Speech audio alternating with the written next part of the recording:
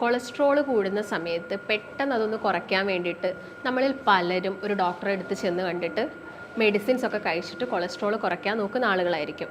പക്ഷെ അതൊരു നല്ല ശീലമാണോ? നിങ്ങളൊന്ന് ആലോചിച്ച് നോക്കൂ. നിങ്ങൾ ചെയ്യുന്ന ഡയറ്റിൽ വരേണ്ട മാറ്റങ്ങളും അതുപോലെ തന്നെ എക്സസൈസിൽ വരേണ്ട മാറ്റങ്ങളും, ഈ രണ്ട് കാര്യങ്ങൾ ചെയ്യുന്നതിനോടൊപ്പം നിങ്ങൾക്ക് എന്തെങ്കിലും ടിപ്പ് ഫോളോ ചെയ്യാമെന്നല്ലാതെ ജസ്റ്റ് നിങ്ങൾ ടിപ്പ് മാത്രം എടുത്ത് നിങ്ങൾക്ക് കൊളസ്ട്രോൾ കുറയാൻ വേണ്ടിയിട്ട് നിങ്ങൾ ട്രൈ ചെയ്യരുത്. നിങ്ങളിപ്പോൾ ഒരു അറ്റാക്ക് കഴിഞ്ഞിരിക്കുന്ന ആളുകളാണ്, അല്ലെങ്കിൽ എന്തെങ്കിലും സർജറി, ബൈപ്പാസോ ആൻജിയോപ്ലാസ്റ്റിയോ അങ്ങനെ കഴിഞ്ഞിരിക്കുന്ന ആളുകളാണെങ്കിൽ നിങ്ങളുടെ ഡോക്ടറിൻ്റെ നിർദ്ദേശപ്രകാരം മാത്രം ഡയറ്റും കാര്യങ്ങളൊക്കെ ഫോളോ ചെയ്യുക. നമസ്കാരം, ഞാൻ ഡോക്ടർ ഭാഗ്യ, Q&B ഹെൽത്ത് കെയറിലെ ആയുർവേദ ഡോക്ടറാണ്. കൊളസ്ട്രോൾ കൂടുന്ന സമയത്ത് പെട്ടെന്ന് അതൊന്ന് കുറയ്ക്കാൻ വേണ്ടിയിട്ട് നമ്മളിൽ പലരും ഒരു ഡോക്ടറെ അടുത്ത് ചെന്ന് കണ്ടിട്ട് മെഡിസിൻസ് ഒക്കെ കഴിച്ചിട്ട് കൊളസ്ട്രോൾ കുറയ്ക്കാൻ നോക്കുന്ന ആളുകളായിരിക്കും. പക്ഷെ അതൊരു നല്ല ശീലമാണോ? നിങ്ങളൊന്ന് ആലോചിച്ച് നോക്കൂ. അതായത് ഒരു കൊളസ്ട്രോൾ വരുന്ന സമയത്ത് നമുക്കത് എങ്ങനെ ഭക്ഷണത്തിലൂടെ കുറച്ചെടുക്കാം എന്നത് നമ്മൾ ആദ്യം ആലോചിക്കണം.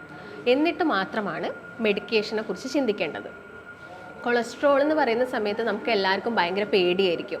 കാരണം എന്താ? നമ്മൾ കേൾക്കാറുണ്ട് കൊളസ്ട്രോൾ കൂടിക്കഴിഞ്ഞാൽ അറ്റാക്ക് വരും, സ്ട്രോക്ക് വരും, അങ്ങനെയുള്ള പല കാര്യങ്ങളും നമ്മൾ കേൾക്കാറുണ്ട്. എന്നാൽ കൊളസ്ട്രോൾ എന്ന് പറയുന്നത് എപ്പോഴും നമ്മുടെ ശരീരത്തിന് ഒരു വില്ലനായിട്ട് മാറുന്ന ആളല്ല. നോർമൽ റേഞ്ചിൽ നമ്മുടെ ബോഡിയിൽ കൊളസ്ട്രോൾ കിടക്കുകയാണെങ്കിൽ അത് നമ്മുടെ ശരീരത്തിന് ഒരുപാട് ഫങ്ഷൻസ് ആണ് ചെയ്യുന്നത്. ഇപ്പോൾ കൊളസ്ട്രോൾ കൂടുന്നതൊക്കെ ഒരു ജീവിതശൈലി രോഗമാണ് നമ്മൾ ശ്രദ്ധിച്ചില്ലെങ്കിൽ. അപ്പം കൊളസ്ട്രോൾ എന്തൊക്കെ ഫങ്ഷൻസ് ആണ് ചെയ്യുന്നത്? നമ്മുടെ ബോഡിയിലോട്ട് പ്രോപ്പറായിട്ടുള്ള പ്രോട്ടീൻസിൻ്റെ ആഗിരണം നടക്കണമെങ്കിൽ, അതുപോലെ തന്നെ വിറ്റാമിൻ ഡിയുടെ കൺവേർഷന്, ഒരുപാട് ഹോർമോൺസ് ഉണ്ടാക്കാൻ കൊളസ്ട്രോൾ ഹെൽപ്പ് ചെയ്യുന്നുണ്ട്. ഇപ്പം സെക്ഷൽ ഹോർമോൺസ് ആയിക്കോട്ടെ, അല്ലെങ്കിൽ സ്ട്രെസ് ഹോർമോൺസ് ആയിക്കോട്ടെ, ടെമ്പറേച്ചർ റെഗുലേറ്റ് ചെയ്യാൻ എല്ലാത്തിനും എന്ത് വേണം? നമ്മൾ ബോഡിയിൽ പ്രോപ്പറായിട്ട് കൊളസ്ട്രോൾ വേണം. അതിൻ്റെ നോർമൽ റേഞ്ചിൽ നിൽക്കുകയാണെങ്കിൽ യാതൊരു പ്രശ്നവും ഇല്ല. ഇപ്പോൾ കൊളസ്ട്രോളിൽ തന്നെ നിങ്ങൾ പലരും കേട്ടിട്ടുണ്ടാവും, ചീത്ത കൊളസ്ട്രോൾ ഉണ്ട്, നല്ല കൊളസ്ട്രോൾ ഉണ്ട്. നല്ല കൊളസ്ട്രോൾ നമ്മളെ ഹാർട്ടിന് വേണ്ടതാണ്. അതുപോലെ തന്നെ ചീത്ത കൊളസ്ട്രോൾ കൂടുന്ന സമയത്താണ് അറ്റാക്കൊക്കെ വരുന്നത് എന്നുള്ള കാര്യം നമ്മളെല്ലാവരും കേട്ടിട്ടുണ്ടാവും. അപ്പോൾ നിങ്ങളെല്ലാവരും കൊളസ്ട്രോൾ ചെക്ക് ചെയ്യുന്ന സമയത്ത് ചെയ്യുന്ന ഒരു മിസ്റ്റേക്കാണ് എന്ത്? നിങ്ങൾ ജസ്റ്റ് ഡയറക്റ്റ് തന്നെ ലാബിൽ പോയിട്ട് ടോട്ടൽ കൊളസ്ട്രോൾ നോക്കും. അങ്ങനെ മാത്രം ചെയ്താൽ പോരാ. നിങ്ങൾ എപ്പോഴും കൊളസ്ട്രോൾ ചെക്ക് ചെയ്യുന്ന സമയത്ത് ലിപ്പിഡ് പ്രൊഫൈലായിട്ട് നോക്കുക. ലിപ്പിഡ് പ്രൊഫൈലിൽ നമ്മുടെ കൊളസ്ട്രോളിൻ്റെ ഓരോ മൈന്യൂട്ട് കാര്യങ്ങളും പറഞ്ഞു തരും. അതായത് ചീത്ത കൊളസ്ട്രോളായ LDL, ലോ ഡെൻസിറ്റി ലിപ്പോപ്രോട്ടീൻസ്, അതിൻ്റെ വാല്യൂ തരുന്നുണ്ട്. അതുപോലെ തന്നെ ഹൈ ഡെൻസിറ്റി ലിപ്പോപ്രോട്ടീൻസ്, അതാണ് നമ്മുടെ ഹാർട്ടിന് അത്യാവശ്യമായിട്ടുള്ള കൊളസ്ട്രോൾ.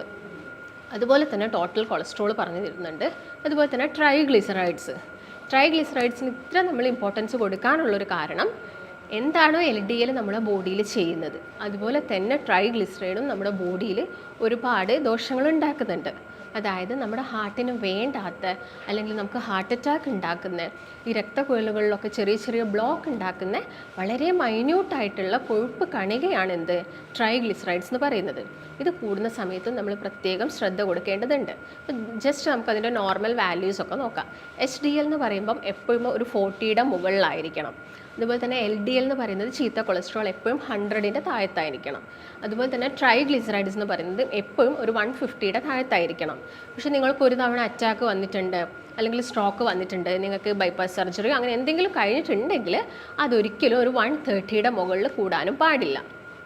അതുപോലെ തന്നെ നിങ്ങൾക്ക് ടോട്ടൽ കൊളസ്ട്രോൾ അറിയാതിരിക്കാം, അതെപ്പോഴും ഒരു 200ൻ്റെ താഴത്തും ആയിരിക്കണം.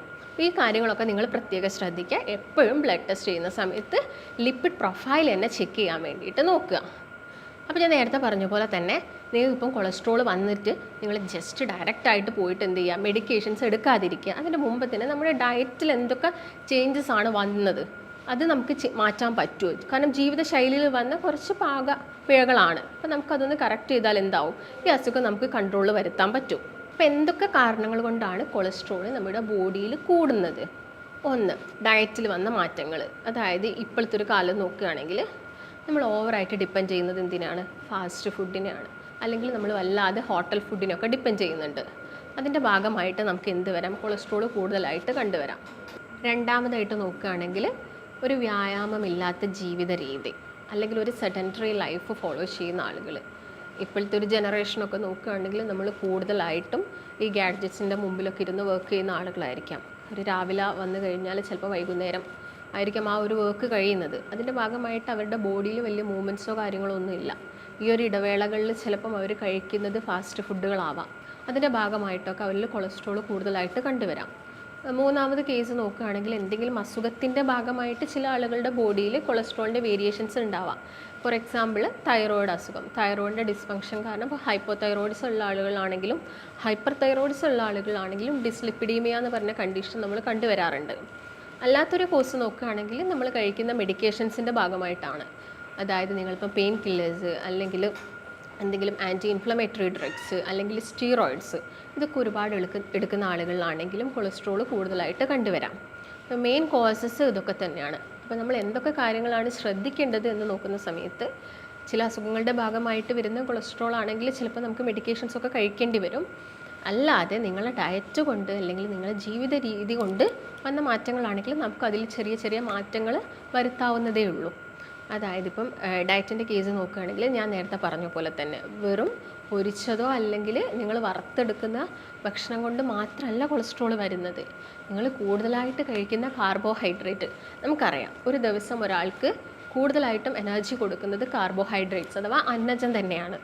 ഏറ്റവും കൂടുതൽ നമുക്ക് കാർബോഹൈഡ്രേറ്റ്സ് വേണം, പിന്നെ നമുക്ക് പ്രോട്ടീൻസ് വേണം, അതിന് ശേഷം മാത്രമാണ് ഫാറ്റ് വേണ്ടത്. അപ്പം പ്രോപ്പറായിട്ടുള്ള വൈറ്റമിൻസിൻ്റെ അബ്സോർപ്ഷൻ നമ്മുടെ ബോഡിയിൽ കൊഴുപ്പ് അത്യാവശ്യമാണ്. അപ്പോൾ നിങ്ങൾ കഴിക്കുന്ന സമയത്ത് നല്ല കൊഴുപ്പുള്ള അഥവാ ഹെൽത്തി ഫാറ്റ്സ് ഉള്ള ഫുഡ് കഴിക്കുകയാണെങ്കിൽ അനാവശ്യമായിട്ട് നമ്മുടെ ശരീരത്തിൽ കൊഴുപ്പ് ഉണ്ടാവുന്നില്ല. ഇപ്പം വിറ്റാമിൻ എയുടെ കേസ് നോക്കുകയാണെങ്കിലും ഡി, ഇ, കെ ഈ 4 വൈറ്റമിൻസും പ്രോപ്പറായിട്ട് ബോഡിയിൽ അബ്സോർപ്ഷൻ നടക്കണമെങ്കിൽ അവിടെ എന്ത് വേണം? കൊഴുപ്പിൻ്റെ ആവശ്യകതയുണ്ട്. അപ്പോൾ നിങ്ങൾ ശ്രദ്ധിക്കേണ്ട ഒരു പ്രധാന കാരണം എപ്പോഴും ഭക്ഷണം കഴിക്കുന്ന സമയത്ത് നിങ്ങൾ കഴിക്കുന്നത് ഹെൽത്തി ആയിട്ടുള്ള കാര്യങ്ങളാണോ എന്നുള്ളതൊന്ന് ചെക്ക് ചെയ്യാം. അതുപോലെ തന്നെ ഞാൻ നേരത്തെ പറഞ്ഞത് ഒരു വ്യായാമമാണ്. വ്യായാമം എന്ന് പറയുമ്പം എല്ലാവർക്കും ഒരു 45 മിനിറ്റ്സ് മുതൽ ഒരു 1 അവർ വരെ ഡെയിലി, അതായത് കാർഡിയാക് വർക്കൗട്ട് നമ്മൾ പറയും, അതായത് നന്നായിട്ടൊന്ന് വേർത്ത് പോകുന്ന രീതിയിൽ, ശരീരത്തിൽ വേർപ്പ് വരുന്ന രീതിയിൽ നിങ്ങൾ എക്സസൈസൊക്കെ ചെയ്യുകയാണെങ്കിൽ ഈ കൊളസ്ട്രോളൊക്കെ നമുക്ക് പെട്ടെന്ന് കുറച്ചുകൊണ്ട് വരാൻ പറ്റും. അല്ലാതെ ഡയറക്റ്റ് തന്നെ മെഡിക്കേഷൻസിലോട്ട് ചാടരുത്. അല്ലെങ്കിൽ എന്തെങ്കിലും ഒരു ടിപ്പ് ആളുകൾ ചോദിക്കുന്ന ഒരു കാര്യമാണ്, ക്ലിനിക്കിലൊക്കെ വരുമ്പോൾ ആളുകൾ ചോദിക്കും, ഡോക്ടർ എന്തെങ്കിലും ഒരു ടിപ്പ് പറഞ്ഞു തരുമോ, നമുക്ക് പെട്ടെന്നൊന്ന് കൊളസ്ട്രോൾ കുറയാൻ വേണ്ടിയിട്ടായിരുന്നു. നിങ്ങൾ ചെയ്യുന്ന ഡയറ്റിൽ വരേണ്ട മാറ്റങ്ങളും അതുപോലെ തന്നെ എക്സസൈസിൽ വരേണ്ട മാറ്റങ്ങളും ഈ 2 കാര്യങ്ങൾ ചെയ്യുന്നതിനോടൊപ്പം നിങ്ങൾക്ക് എന്തെങ്കിലും ടിപ്പ് ഫോളോ ചെയ്യാമെന്നല്ലാതെ ജസ്റ്റ് നിങ്ങൾ ടിപ്പ് മാത്രം എടുത്ത് നിങ്ങൾക്ക് കൊളസ്ട്രോൾ കുറയാൻ വേണ്ടിയിട്ട് നിങ്ങൾ ട്രൈ ചെയ്യരുത്. അതുപോലെ തന്നെ കൊളസ്ട്രോൾ കൂട്ടുന്നൊരു കാര്യമാണ് എന്ത്? പഞ്ചസാര. അമിതമായിട്ട് ഷുഗർ അടങ്ങിയ ഭക്ഷണം കഴിക്കുക. അതായത് നിങ്ങളിപ്പോൾ ഡയറക്റ്റ് ബേക്കറി പോയിട്ട് ബേക്കറി ഐറ്റംസ് ഒന്നും വാങ്ങി കഴിക്കുന്നില്ല, പക്ഷേ നിങ്ങളൊരു ദിവസം 3, 4, 5 ചായയോ അല്ലെങ്കിൽ കോഫിയോ ഒക്കെ എടുക്കുന്നുണ്ട്. പോരെ, നമ്മുടെ ബോഡിയിൽ അനാവശ്യമായിട്ട് ഷുഗർ ഉണ്ടാവുന്നു. ഈ ഷുഗർ എന്താവുന്നു?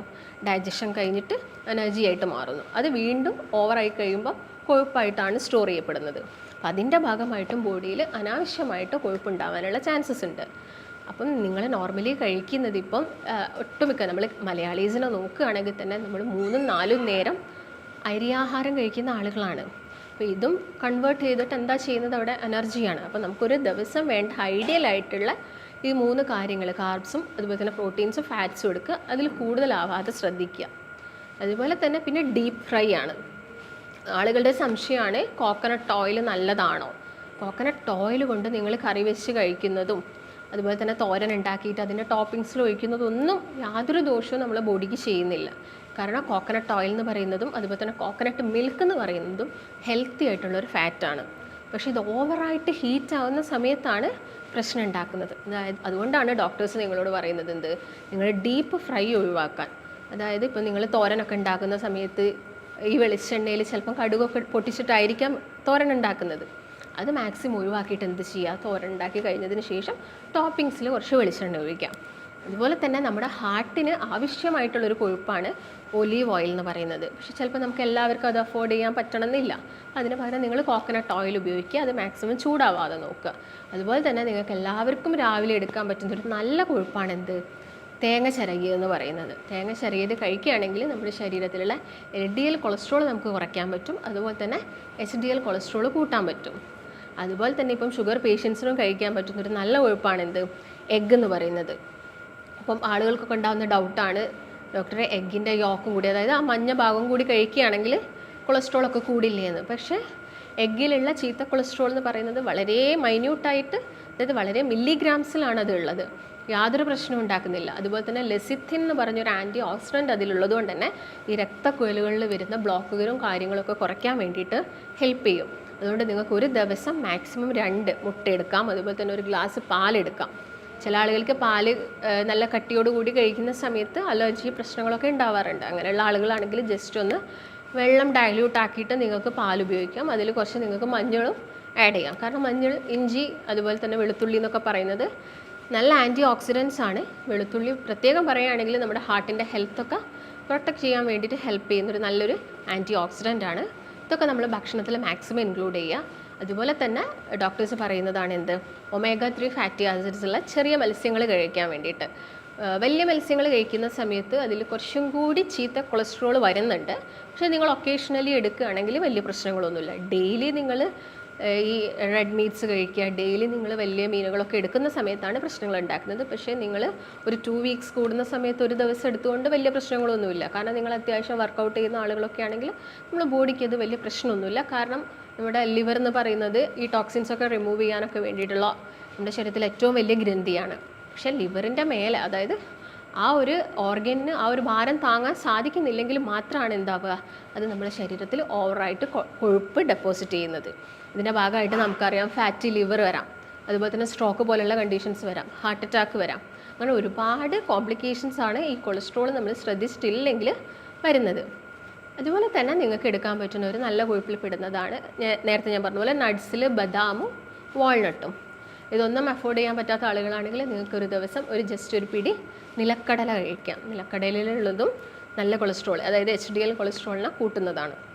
ഫ്രൂട്ട്സിൻ്റെ കേസ് നോക്കുകയാണെങ്കിൽ വൈറ്റമിൻ C റിച്ച് ആയിട്ടുള്ള എല്ലാ ഫ്രൂട്ട്സും നിങ്ങൾക്ക് കഴിക്കാം. അതിനെ കൂടെ തന്നെ നിങ്ങൾ അവോക്കാഡോയും കൂടി ആഡ് ചെയ്യുകയാണെങ്കിൽ അത് ഹാർട്ടിൻ്റെ ഹെൽത്തിനെ കുറച്ചും കൂടി ഒന്ന് ഇമ്പ്രൂവ് ചെയ്യാൻ വേണ്ടിയിട്ട് ഹെൽപ്പ് ചെയ്യും. അപ്പോൾ മെയിനായിട്ട് നിങ്ങൾ ശ്രദ്ധിക്കേണ്ടത് കാര്യങ്ങളാണ്. എക്സസൈസ് ചെയ്യുന്ന ആളുകൾ, ജിമ്മിൽ പോകുന്ന ആളുകളാണെങ്കിൽ അത് കറക്റ്റായിട്ട് ഫോളോ ചെയ്യുക. അതുപോലെ തന്നെ വർക്കൗട്ട് ചെയ്യുന്ന സമയത്ത് ജോഗിങ് ആയിക്കോട്ടെ, സൈക്ലിംഗ് ആയിക്കോട്ടെ, അല്ലെങ്കിൽ സ്വിമ്മിങ് ആയിക്കോട്ടെ, ഇങ്ങനെയുള്ള ഏത് വർക്കൗട്ടാണോ നിങ്ങൾ ചെയ്യുന്നത് അത് കറക്റ്റായിട്ട് ചെയ്യുക. ഈ കാര്യങ്ങളൊക്കെ നിങ്ങൾ കൊളസ്ട്രോളിൻ്റെ കേസിൽ ശ്രദ്ധിക്കുക. എന്നിട്ടും നിങ്ങൾക്ക് മാറുന്നില്ല, അങ്ങനെയാണെങ്കിൽ മാത്രം മെഡിക്കേഷൻസിനെ ഡിപ്പെൻഡ് ചെയ്യുക. അതുപോലെ തന്നെ നിങ്ങളിപ്പോൾ ഒരു അറ്റാക്ക് കഴിഞ്ഞിരിക്കുന്ന ആളുകളാണ്, അല്ലെങ്കിൽ എന്തെങ്കിലും സർജറി, ബൈപ്പാസോ ആൻജിയോപ്ലാസ്റ്റിയോ അങ്ങനെ കഴിഞ്ഞിരിക്കുന്ന ആളുകളാണെങ്കിൽ നിങ്ങളുടെ ഡോക്ടറിൻ്റെ നിർദ്ദേശപ്രകാരം മാത്രം ഡയറ്റും കാര്യങ്ങളൊക്കെ ഫോളോ ചെയ്യുക. അപ്പോൾ നിങ്ങൾക്ക് എന്തെങ്കിലും സംശയങ്ങളോ കാര്യങ്ങളൊക്കെ ഉണ്ടെങ്കിൽ താഴെ കാണുന്ന നമ്പറുമായിട്ട് ബന്ധപ്പെടുക. നമുക്ക് മറ്റൊരു നല്ല വീഡിയോ ആയിട്ട് വീണ്ടും കാണാം. നന്ദി.